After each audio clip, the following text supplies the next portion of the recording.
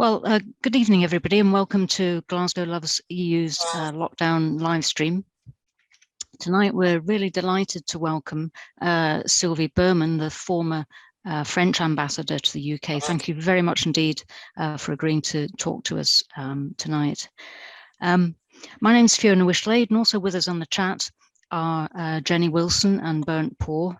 Jenny is going to be monitoring social media for questions that come in on Facebook or Twitter, so please send them in if you have them. And Bernd is making sure all the technology works for us and recording the session so that it can be seen later, both on Facebook and YouTube. Sylvia, you've had an incredible career in international diplomacy with postings as French ambassador to China and to Russia, as well as the UK. So we can ask you about so many things. But particular interest, though, is your recent book, Goodbye Britannia, an analysis of Brexit and why the UK did what it did to itself. So perhaps I can start off with that. So you're ambassador to the UK from 2014 to 2017, and you talk a bit about in your book about what an exciting place London was to move to at that time. But I wonder, what was it like to experience firsthand, some of the most turbulent times in modern British politics? What was that like, coming not so soon, not so long after you moved to London? Well, first, thank you, Fiona, for your invitation. I'm happy to be in Glasgow today in a certain way, well, of course, it has been fascinating. It was unexpected because when I arrived in London, everything seemed to be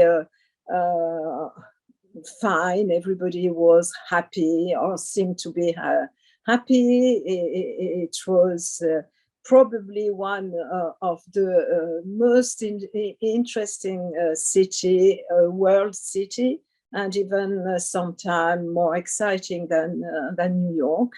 And so we, as I said, we didn't expect that.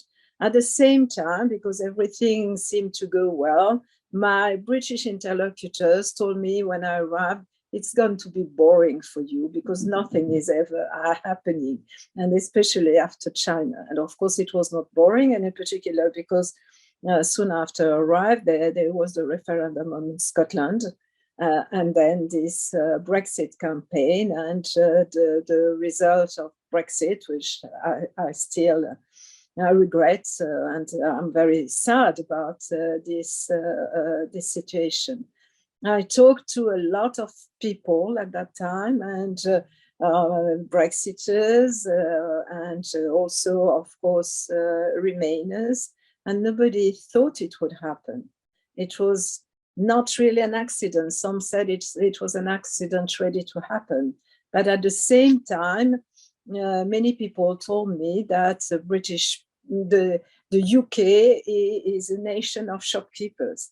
And that's funny because it's a Napoleon word. And nevertheless, many British people told me so, and saying, we're very pragmatic, we are concerned by the economy and so on. And so what happened was, of course, the contrary of what we thought of the British. And so that's the reason why also it was interesting, but I think it was the first crisis of elective democracies. It's Britain because it started there. There was, well, of course, Trump election afterwards, and the Gilets jaunes, the yellow jackets in France, something we didn't see coming. And it was partly because of immigration, even if there was a total confusion when the Brexiters thought of immigration, because it was immigration related to the EU we don't call them migrants in France or in other countries of the EU. We call them EU citizens, but in the UK they were called migrants as well, and there were confusions also with the people coming outside of the EU. And the other reason, which was a bit surprising, was that in fact it was more the English who wanted this Brexit. And there was a question of identity, relation to the past. Even if this past is dead in a certain way, you can't decide your future based on a glorious past, of course, but it's still the past. Yeah, and yeah, I mean, you go into that quite a lot in your book, talking about immigration, and also, you know, how well informed or not, you know, the electorate was. And I wonder whether you know, that kind of thing, and also the reference to immigration is, I mean, is more. Do you think it's just more exaggerated in the UK, particularly in England, than elsewhere? Because it's not unique, is it? And I wonder, you know, what role do you think that the British press played in the process?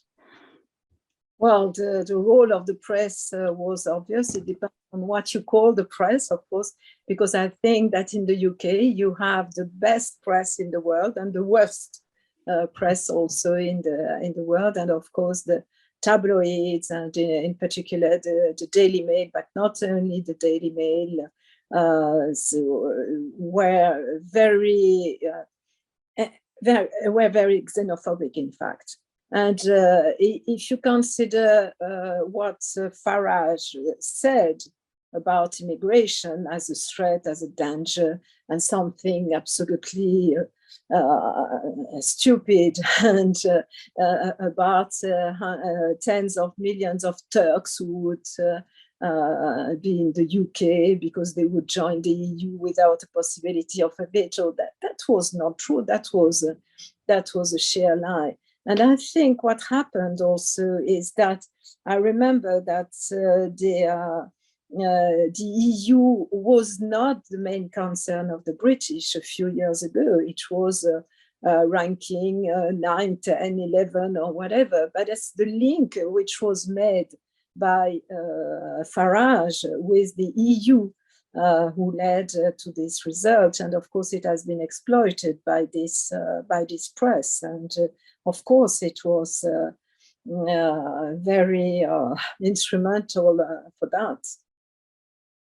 Yeah, I mean, it's been characterized as you know part of a pattern of the rise of populism, which has happened in you know, to some extent in just about every European country, I think, with possible exception of Portugal.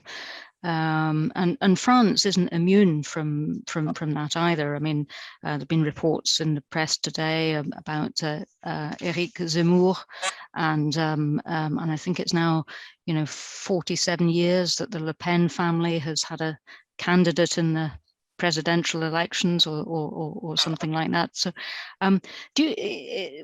what we've seen around Europe and in the US, do you see that as a kind of, is it a passing phase, or do you think it's a more sort of profound shift in politics and polity? Well, I think it's profound. I don't know how long it will last, but that's the problem of people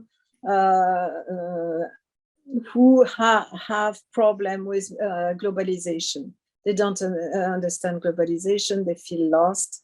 They think also they lose their job or they don't have a job because of precisely globalization, either the Chinese or the migrants, which is not the case, because you can see that now in the UK, there are no more migrants, and on the contrary, people don't want to do this kind of jobs. But I think they don't recognize the world where they live well, it's different in big cities, of course, because London voted for Remain, and big cities as well. But not only in the countryside, but in the suburbs, people have more problem of identity. So it's very easy for a populist leader to tell them what they want to hear, even if it's not the truth. But they are ready to believe anything. And there was this book about people, I don't remember the exact title, but people coming from nowhere, and people belonging to, I don't remember the exact title. This was a book written by a British, and that was interesting. And I think a lot of people see the world like this. We saw that immediately after the Brexit in the US, but it's more understandable in the US in a certain way, because it's like an island that's a big country. They know nothing about the outside world, except of course, in New York or in California. And so, but it was more surprising in the UK, because, they had more culture generally, and even if it's an island also, but a smaller island which is connected to the continent. So it's different. But in France, of course, there's two populist leaders, you mentioned them also, but they say, well, they're not telling the truth, but people don't care now about lies. A few years ago, it was an absolute sin, and it was not acceptable for any politician to tell lies. It was the worst thing for them, and sometimes they had to quit for that. But now you can tell lies, repeat lies. It doesn't matter.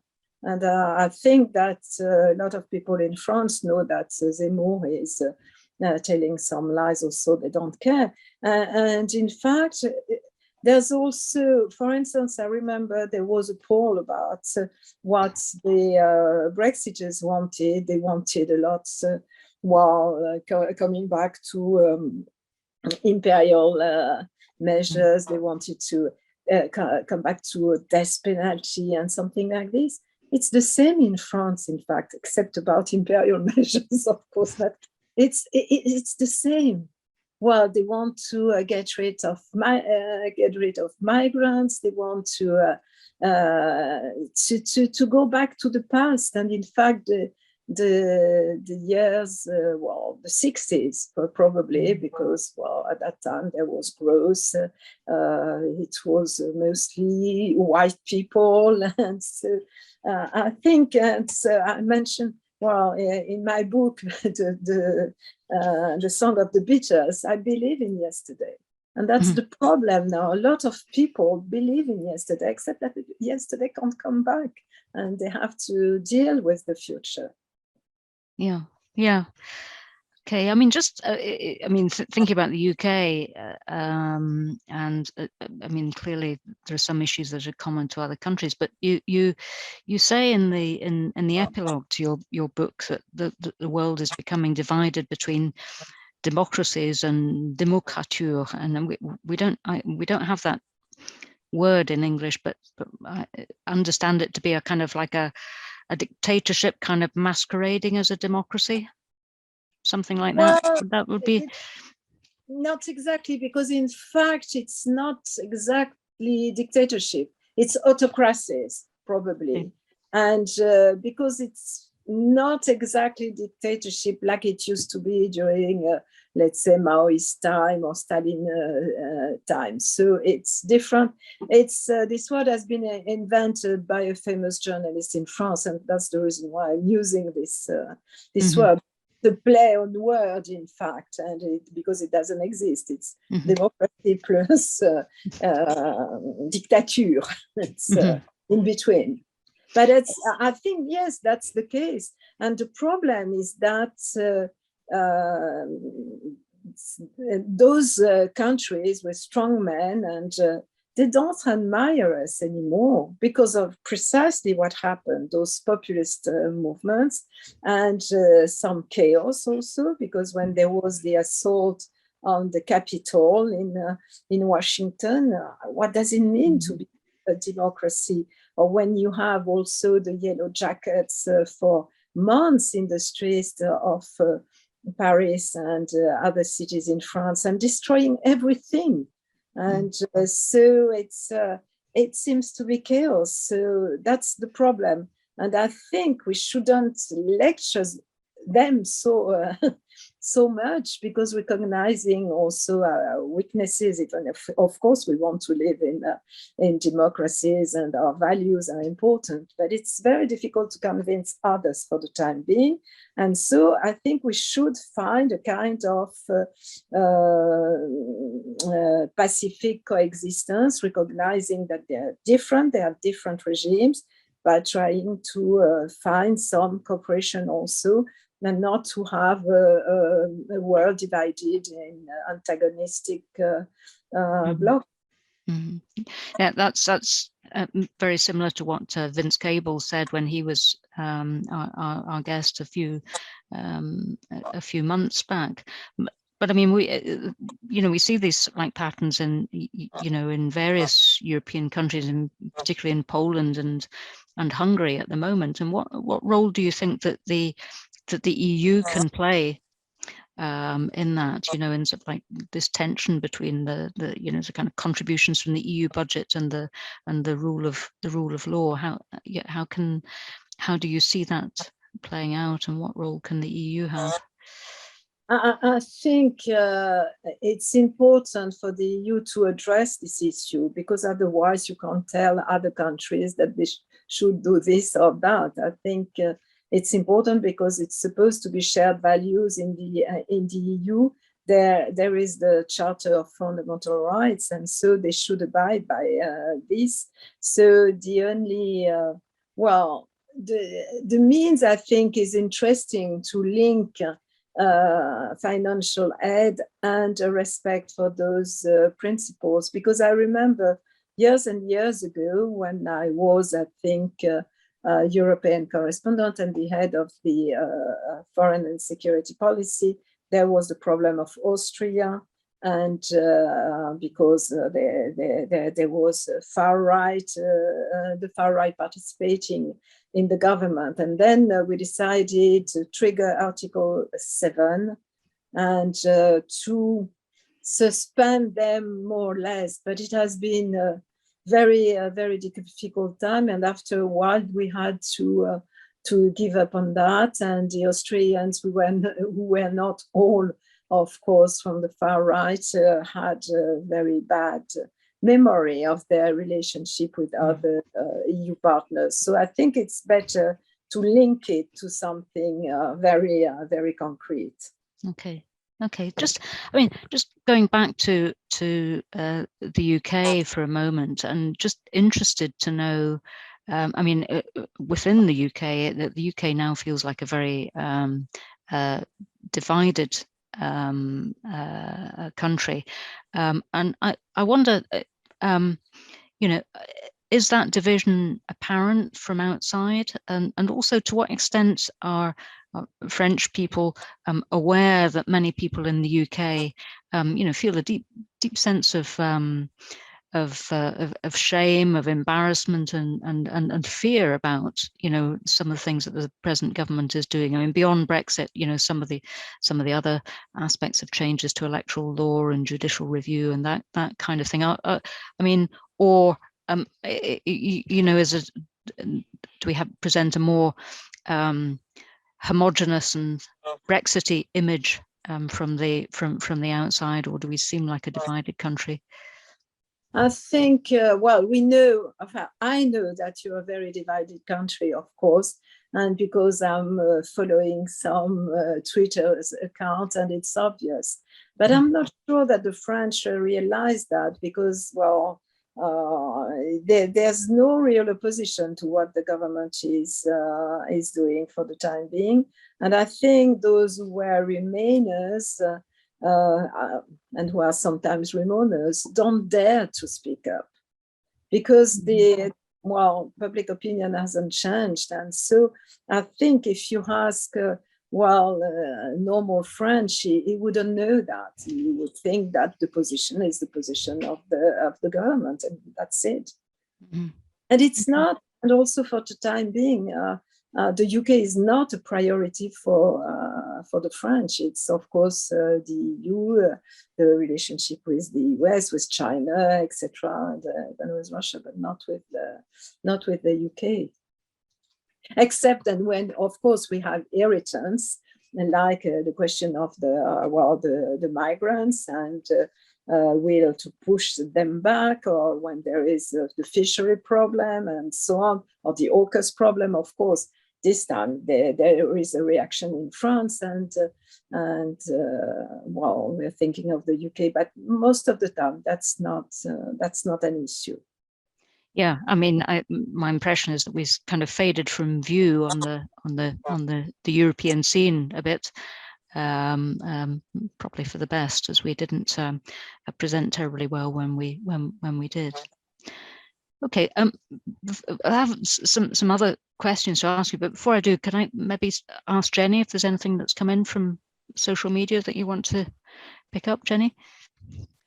Yes, we have a question. To what extent do you see Brexit as having bound the EU 27 more tightly together? Yes, I'm sure of that. I mean, there was absolute solidarity because of that, and because also they didn't see Brexit as a success. And so, well, nobody wants to follow this road. And I think, the British wanted to divide and rule, and thought they had all the cards, etc., and they could have their cake and eat it and what. But it was not the case at all, and it has been probably surprising for the British negotiators. But in fact, even if some countries have good relationship with the UK and on some issues, but on all issues, that was not the case. So the interest of the EU was to be united. Yeah, I mean, maybe just taking that that issue a bit further. You said in your book that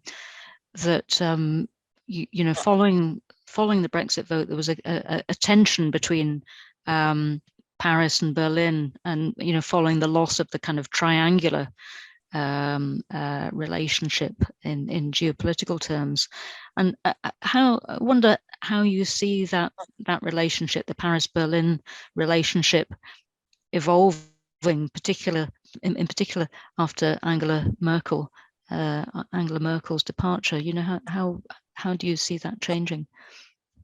Well, first, the worsening was not the direct consequence of Brexit, of course, but I think it has always been better to have a triangle, because sometimes to do something with the British, in particular on defense issues, and the Germans were not so much interested. So, but because we were working with the British, they wanted to work with us. And sometimes we worked well at this level of 3. And if you consider the EU from, let's say, Washington, Beijing, Moscow, and so on, that was Paris, Berlin, and London. And it's always more difficult when you have a tête-à-tête. And also, in fact, the German motto of the EU is not something which is natural. It's because we disagree on many issues that when we have an agreement, others can follow. And on some issues, it's difficult, of course, and we know the question of military issues, the budgetary issues, and so on. The relationship between Emmanuel Macron and Angela Merkel at the end was quite good, and they decided to have this budgetary solidarity, and which is very important. It's kind of cultural revolution in the German policy. What's going to happen after Angela Merkel leaves? It's difficult to say, because it will be a coalition of 3, which is always most difficult, because on they don't have the same position on many issues, so it will be more difficult. But at the same time, all three are very European, so I think it will be possible with the French government to work with them. And also, we've had contacts with all of them. We had contacts with all the German candidates to prepare the future. So, and anyway, it's unavoidable. We need to work between the French and the German if we want to push the EU further. Yeah. Okay, I mean, turning then to the other, or the ex-partner in that triangle. I mean, last week, or a couple of weeks ago, Peter Ricketts described the relations between the UK and France as bad as I can remember, and the French have totally lost confidence in the UK as an ally. So I imagine you probably share that analysis, but I wonder, what would it take to rebuild things, and how can that start?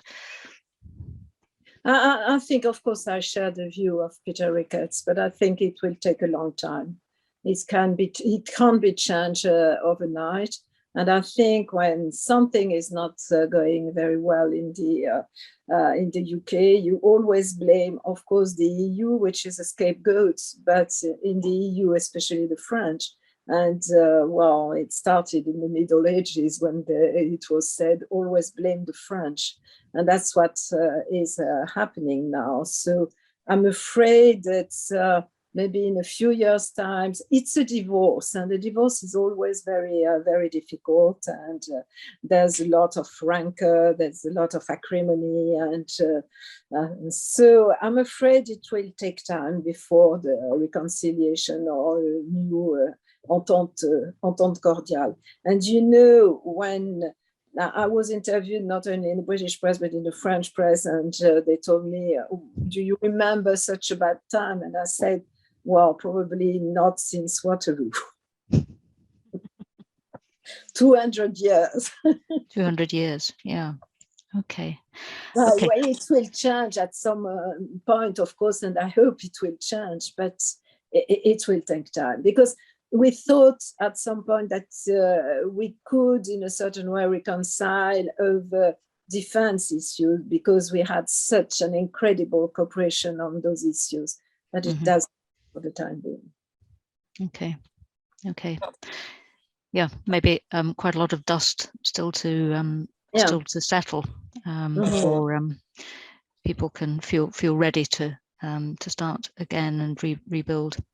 I mean, you mentioned earlier that soon after you came to the UK, there was the Scottish referendum. So I wanted to ask you a couple of questions about France's relations with Scotland and Europe.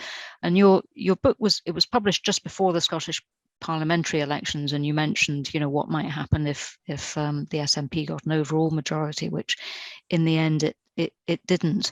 And I just wonder,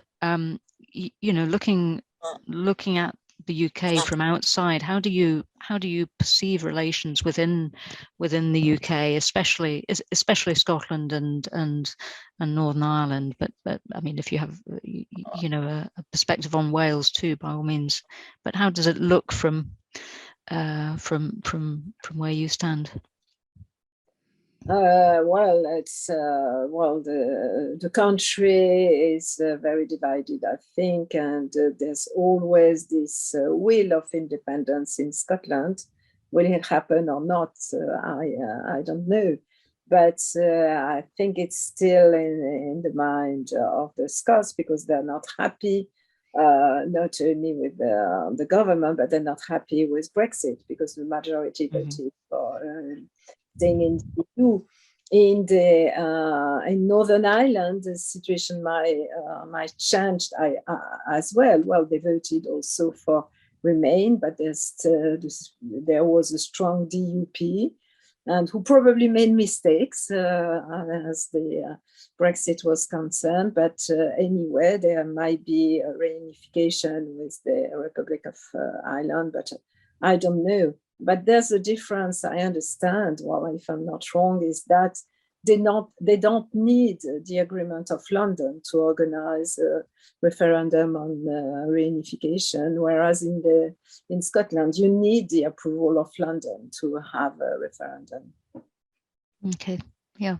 Okay, so perhaps the 4 different parts of the UK have a higher profile in overseas than they did before, and not just all lumped together in Angleterre, I guess. Okay, I mean, the question about the old alliance, which is often referred to in Scotland, and I wonder, to what extent do you think the old alliance is a reality for people in France, or is it more like the UK's special relationship with the US, that it's only really noted by one side? Yeah, I'm not sure. Well, I love Scotland, and I've always been very happy there, and and I know, of course, about the old alliance. I'm not sure a lot of French people know about it, and but I think a lot of people love Scotland, because, well, the countryside is beautiful, people are very nice, and so on. So a lot of French people like to go there, and even for the golf cup. A big golfing and tourist destination, yeah.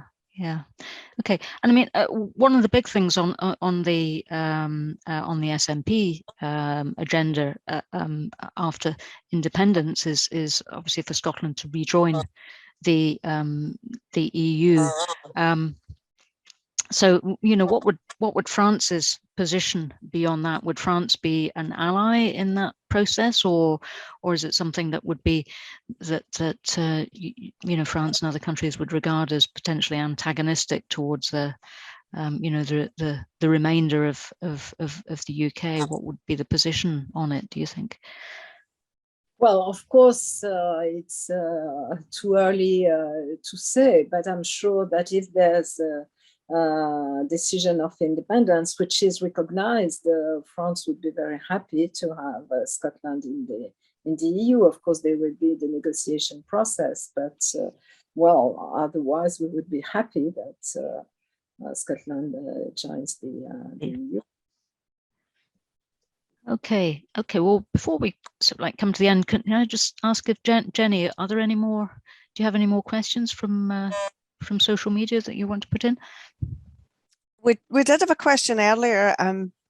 Is there anything we could have done to sort of counter the fact that the media is really pushing, often false stories, really pushing us towards these is it autocracies, or sort of authoritarian democracies? But yeah, is there anything we really could have done to stop this manipulation of the public, do you think? Yeah, you mean the manipulation of who? Of these autocracies, or what? Well, I think there is a feeling. You have manipulation everywhere. Of course, it's different. But when the shelves are empty in shops in the UK, I know that some ministers said it's the same in Berlin or in Paris. No, it is not the same at all. There's no problem. So you have manipulation everywhere. But of course, it's different when it comes from Russia, or if it comes from China, because it's a large scale, and of course we have to fight against that. I don't know what you're referring to. Oh, I'll read the question anyway. So it said, how do we effectively as citizens oppose these tendencies towards authoritarian democracies and manipulation by media with an agenda which isn't actual journalism? Not fully understand the question. Yeah. because it's, of course, we have to react to all interferences in our system, in our elections, and so on. But we have, apart from this problem, there's a problem of the internet and the media, because you have people saying false things, and it's very difficult to correct them. And so that's a serious problem of our times, and that's the reason why also Brexit took place, because you had a Nobel Prize, you had a politician, you have a knowledgeable people, and then you had someone who was just a Brexiteer, and his voice had the same power as the experts. And so that is a problem. But it's not, again, the problem of autocratic countries, and well, of course, we have to fight against again. Yeah. Thank you. Okay. So your book was published in France earlier this year, and it's been translated, and I think it's going to be published quite soon in Edinburgh. One question I had, I mean, it's quite an uncomfortable read, really, an uncomfortable perspective on one's own country, even if you're sympathetic to the the basic premise that you expose in the book. And I wonder, well, two things. One is whether you changed any of the text for publication into English, where it will probably have a wider reach. Did you change anything?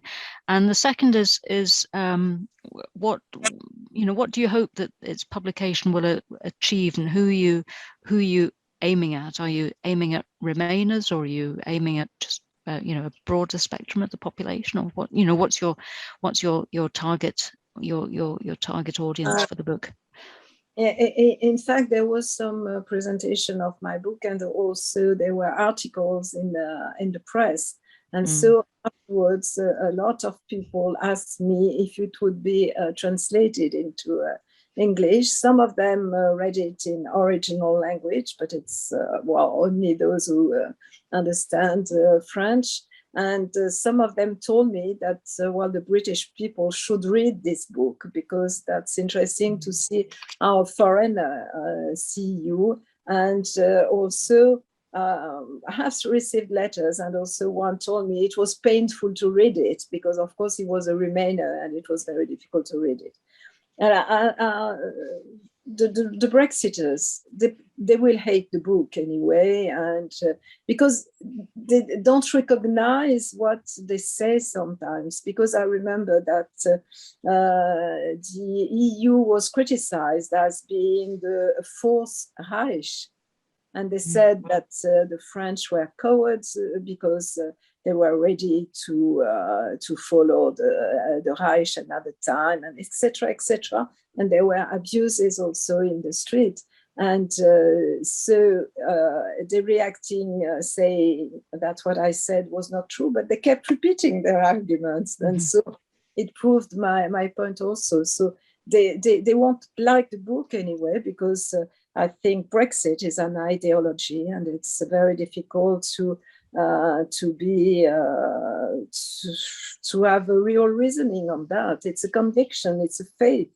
And so they will hate it. But it's because a lot of people asked me if it would be translated, and because the publisher accepted to translate it, of course, it will be done. Yeah, well, I mean, I for one hope a lot of people will read it. It's it's an uncomfortable read, but it's a good one. Jenny, I don't know if you have any last questions from social media. We're coming up to our allotted time, but if we've maybe got time for one more, if you have any. No, that was it. Yeah, that was it. Yeah. Okay. Mm-hmm. Well, I'd just like to conclude by thank you very much indeed, Sylvie, for being with us tonight. It's been absolutely fascinating, to have your insights on what's happened in the UK, and hopefully in easier times you'll make it to visit us here in Scotland in person. And yeah, and we look forward to seeing your book in translation too. Thank you very much. Thank you.